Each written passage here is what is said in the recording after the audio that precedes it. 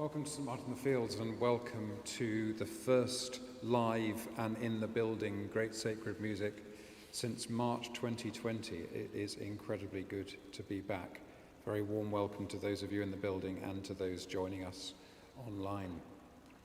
You've just heard, Lord, make us instruments of thy peace, and I'm going to give you a great disappointment now, which is that the prayer of St Francis of Assisi, sometimes known as the Peace Prayer, and hung on posters in student land throughout the world, was not written by St Francis of Assisi in the 12th century. I'm very sorry to break that news to you.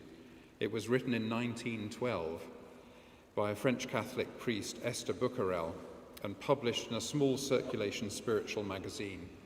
And the person responsible for popularizing it as a prayer of St. Francis was the French Franciscan Etienne Benoit, who printed millions of copies of the prayer, and this is the secret, on a card that depicted St. Francis on the back. A few years later, an English translation was printed in a Quaker magazine in the United States under the title A Prayer of St. Francis of Assisi, and the rest is history. By the time the South African Third Order Franciscan Sebastian Temple wrote Make Me a Channel of Your Peace in 1967, all connection with historical attribution was long gone. Nonetheless, we thought we'd start our celebration of St. Francis of Assisi with something he never wrote, but would probably have endorsed. Now, it's our tradition, and it's a tradition long in abeyance, at 18 months, 19 months in abeyance at Great Sacred Music, for us to begin by singing a hymn together. We remain seated to do so, and we're going to sing the hymn Like a Mighty River Flowing. Michael Perry was an evangelical hymn writer, vicar of Tunbridge in Kent, who died tragically young in his 40s. Unusually for an evangelical hymn, Like a Mighty River Flowing focuses not on how Jesus gives us peace, but on what that peace actually feels like. In each verse, there are two analogies from creation, followed by a turn to human experience of friendship or forgiveness. The whole hymn dwells on Paul's memorable phrase about the peace of God that passes all understanding. The tune, a very distinctive tune, composed by Noel Tredinnick, doyen of All Souls Langham Place, up the road, is named Old Yevering, after the birthplace of Christianity in Northumberland, where Polina first baptized converts to Christianity in the 7th century. So we remain seated, the voices will stand and lead us as we sing together Like a Mighty River Flowing.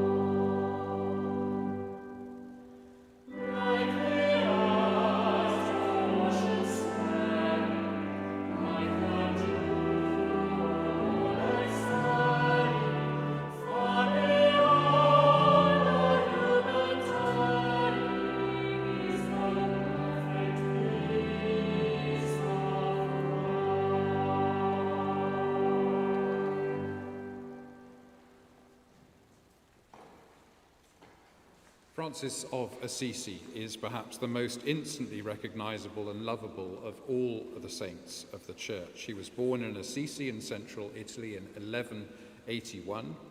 He had a complex, to say the least, relationship with his father. Rather than take over the family business, he set off to fight against the neighboring city of Perugia. He was captured and imprisoned.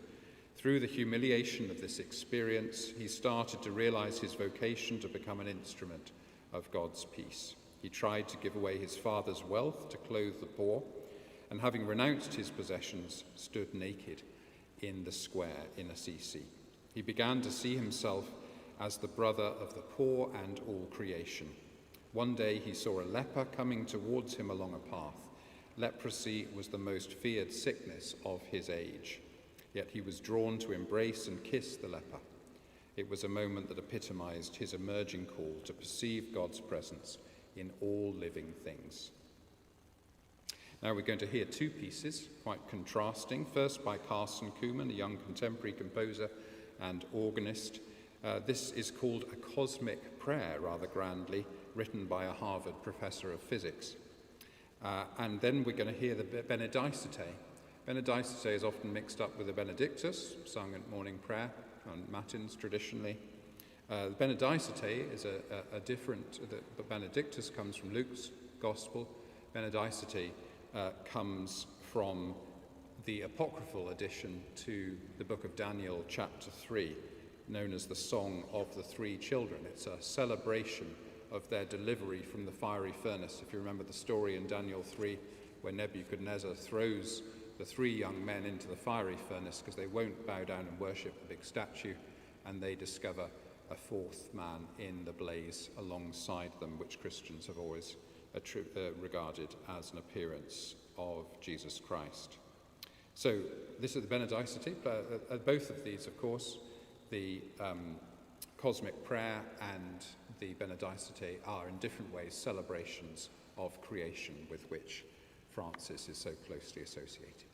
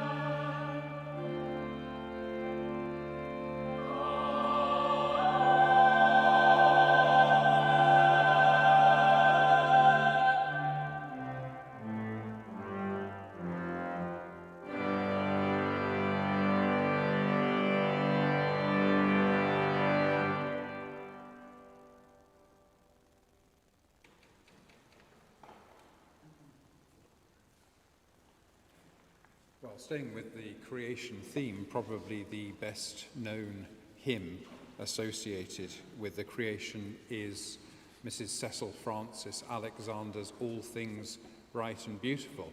Cecil Frances Alexander was a wild girl because at the age of 31 she married a man I think 12 years younger than her, and her family were appalled. He went on to become Archbishop of Armagh, so he turned out more or less okay, and they tolerated him around the family Christmas table again.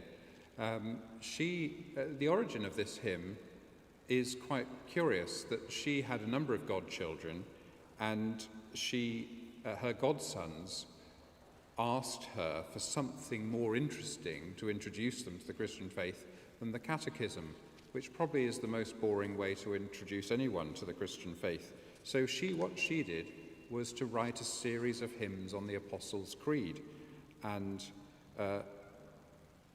she took each of the clauses of the Creed, and her famous hymns, you can imagine how There Is a Green Hill Far Away is obviously related to He was crucified under Pontius Pilate. So it will be no surprise that the opening line of the Apostles' Creed, I believe in God the Father Almighty, creator of heaven and earth, turned into best beloved, all things bright and beautiful. I remember I spent quite a lot of my childhood looking for the purple-headed mountain, which I never found, curiously. There's not that many purple-headed mountains out there, but I guess maybe they're all in Northern Ireland. But then you may be aware that the original contained the rather more controversial verse, "The rich man in his castle, the poor man at his gate, God made them high and lowly and ordered their estate." We didn't hear much of that at the Labour Party conference a couple of weeks ago, but it does illustrate how tied Mrs. C.F. Alexander was to the social expectations of her era. Let's hear Philip Stopford's setting of this very well-known hymn.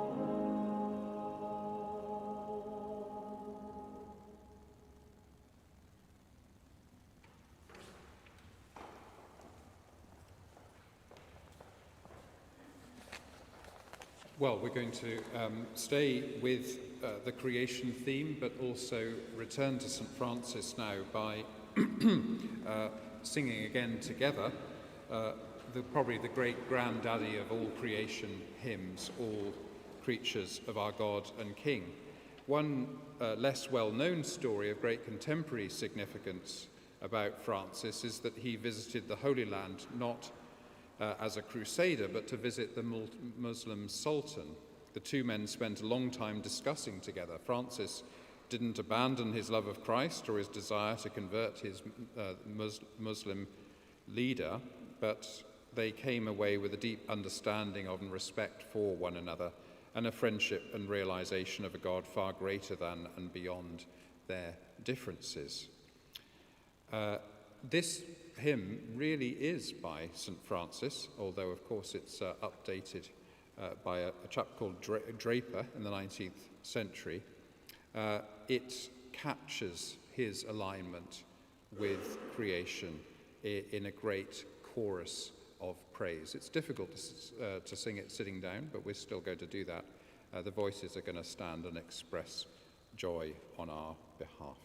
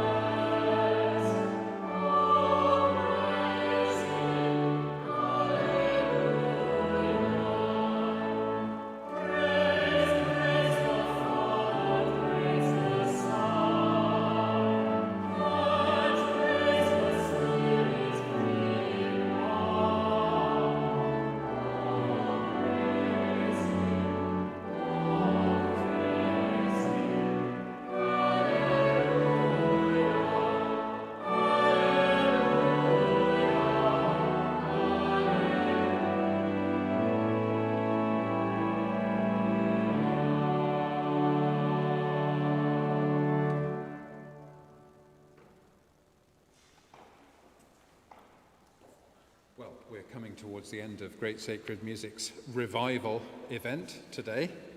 Thanks very much for joining us. I hope you've enjoyed yourself. If you have, there are no fewer than 3 ways to make a donation as you leave. You can see on the back all the complexities of what our cashless society has now made possible. You can text, you can go on the website, you can flick a card at the cashless donation point, I think is what it's called, on the way out. You can donate your whole life savings in any of those ways. There are all sorts of opportunities, and I won't deny that St Martin's needs the money after our long shutdown during, or at least in the building shutdown last year. You'll probably see the publicity, and there's some more publicity on the way out for the forthcoming Great Sacred Music series, which we're taking through creation all the way up to the COP26 conference, which is getting very close now in just a month's time up in Glasgow, and we're marking that at Great Sacred Music with different creation themes throughout October. So do join us. If you've flown in from San Francisco especially for today, fly in from San Francisco especially for next Thursday, and we'll be glad to see you in the building or online. Do also look out for choral classics if you're in town on a Sunday afternoon. Details of that are also on the handout. Now, we're going to finish with John Rutter's Gaelic blessing. It's become quite fashionable in elite choral circles to rather sneer at John Rutter, but I think before doing so, which of course you're very welcome to do if you're so minded, it's worth considering just the quality of his theological composition. This Gaelic blessing was written in 1978. What the music does is to fold the notions of deep and peace together, drawing in contexts like running wave, flowing air, quiet earth, shining stars, gentle night, and healing light all together, with the overall theme of waves lapping ashore, until each of these diverse themes forms a crescendo in Christ, the light of the world, like flames rising to lick the glory above them. The overall effect is that all creation gathers around Christ, the way all humanity, male and female, poor, shepherd, and wealthy kings, did at his cradle. So don't write Rutter off just yet. Thanks for joining us.